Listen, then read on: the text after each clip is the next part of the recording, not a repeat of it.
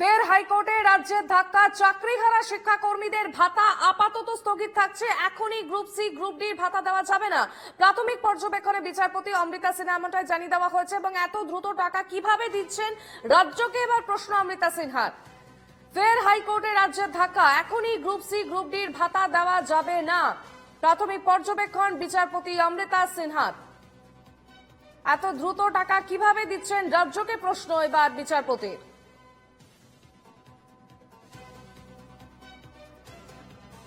কিছুদিন আগেই মুখ্যমন্ত্রী Mamata Bandyopadhyay group C group D দের ভাতা দেওয়ার কথা ঘোষণা করেছিলেন। এবার তাতেই ধাক্কা খেল রাজ্য এবং যেমনটা জানা যাচ্ছে এখনই গ্রুপ সি গ্রুপ ডি দের ভাতা দেওয়া যাবে না। প্রাথমিক পর্যবেক্ষণ বিচারপতি অমৃতা সিনহার। এত দ্রুত টাকা কিভাবে দিচ্ছেন রাজ্যকে, এবার প্রশ্ন বিচারপতির।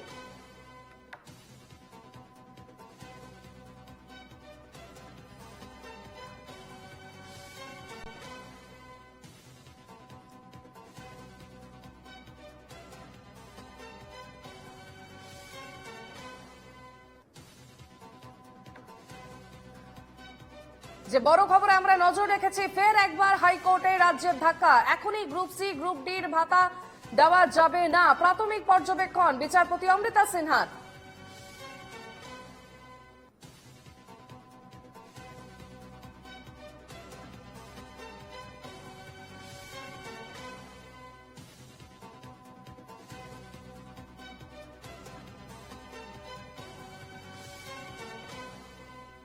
প্রাথমিক পর্যবেক্ষণ বিচারপতি অমৃতা সিনহার এবং এত দ্রুত টাকা কিভাবে দিচ্ছেন রাজ্যকে, এবার প্রশ্ন অমৃতা সিনহার।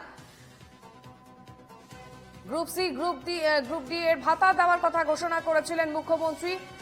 এবার সেই সিদ্ধান্তে এবার ধাক্কা, হাইকোর্টের ধাক্কা খেল রাজ্য এবং যেমনটা জানা যাচ্ছে প্রাথমিক পর্যবেক্ষণে বিচারপতি অমৃতা সিনহা জানিয়ে দিচ্ছে যে এখনই গ্রুপ সি গ্রুপ ডি এর ভাতা দেওয়া যাবে না।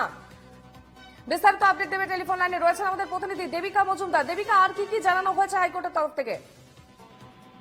দেখো, সুপ্রিম কোর্টের নির্দেশে চাকরি খারিজ হওয়া স্কুলের তৃতীয় ও চতুর্থ শ্রেণীর কর্মীদের সরকারি যথাক্রমে 25,20,000 টাকা করে দেওয়ার সিদ্ধান্ত হয়েছিল। সেই সিদ্ধান্তকে চ্যালেঞ্জ করে মামলা হয়, যেখানে মৌখিকভাবে আদালতের পর্যবেক্ষণ যে আপাতত এই টাকা যাতে না দেওয়া হয়। জানিয়ে রাখি, এদিন আইনজীবী বিকাশ রঞ্জন ভট্টাচার্য তিনি জানান, সুপ্রিম কোর্ট বেআইনি নিয়োগের জন্য যাদের প্রার্থী করেছে তাদের এইভাবে টাকা পাইয়ে দেওয়া যায় না। সংবিধানে এটা স্পষ্ট করে দেওয়া রয়েছে যে সুপ্রিম কোর্টের কোনো নির্দেশ থাকলে তাকে মান্য দিতে হবে।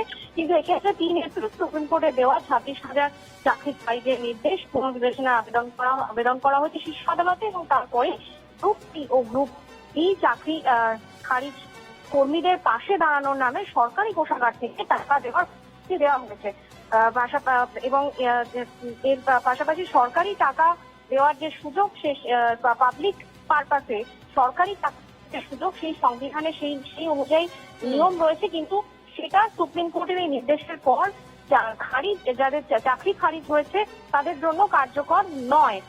এর পরিপ্রেক্ষিতে অ্যাডভোকেট জেনারেল কিশোর দত্ত তিনি বলেন যে ইতিমধ্যেই 1 এপ্রিল থেকে এই টাকা দেওয়া শুরু হয়েছে। এর পরিপ্রেক্ষিতে রাজ্যকে বিচারপতি অমৃতা সিনহা বলেন যে এখনই এই টাকা দেওয়া যেন শুরু করা না হয়। কি করে এত তাড়াতাড়ি টাকা দেওয়া শুরু হয়? আবেদন নেওয়ার পরে তার কিছু পদ্ধতি আছে, সেটা করা হলে এত তাড়াতাড়ি করে কি করে দেওয়া হবে? এর পরিপ্রেক্ষিতে অ্যাডভোকেট জেনারেল কিশোর দত্ত তিনি জানান যে আমরা এই সংক্রান্ত আরো ইনস্ট্রাকশন নিয়ে আসছি। এই মামলার দুপুর 2টায় শেষ শুনানি রয়েছে।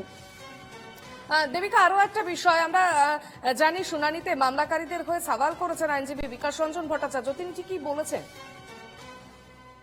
দেখো, তিনি এদিন যে বিষয়গুলো তুলে ধরেছেন যে এই সংক্রান্ত যে নিয়ম, যে বিধি রয়েছে সংবিধানে, সেই অনুযায়ী এত তাড়াতাড়ি সরকারি কোষাগার থেকে যে টাকা দেওয়া হয় সেটা এত তাড়াতাড়ি যাদের চাকরি খারিজ হয়েছে তাদেরকে দেওয়ার কথা নয়, কিন্তু সেটা দেওয়া হচ্ছে এক্ষেত্রে, যেটা এক্ষেত্রে কার্যকর হয় না।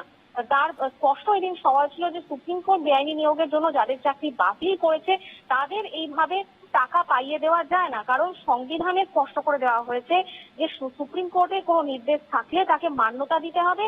কিন্তু এক্ষেত্রে যা হয়েছে যে 3 এপ্রিল সুপ্রিম কোর্টের যে নির্দেশ ছিল 26,000 চাকরি খারিজে, সেই নির্দেশ পুনর্বিবেচনার আবেদন করা হয়েছে শীর্ষ আদালতে এবং তারপরে গ্রুপ সি এবং গ্রুপ ডি চাকরি খারিজ কর্মীদের পাশে দাঁড়ানোর নাম করে সরকারি কোষাগার থেকে টাকা দেওয়ার বিজ্ঞপ্তি দেওয়া হয়েছে। বেশ। এবং সেক্ষেত্রে পাবলিক পারপাসে যে সরকারি টাকা দেওয়ার যে সুযোগ সংবিধানে রয়েছে, সেটা এক্ষেত্রে সুপ্রিম কোর্টের যা নির্দেশে যাদের চাকরি খারিজ হয়েছে তাদের ক্ষেত্রে এটা কার্যকর নয়।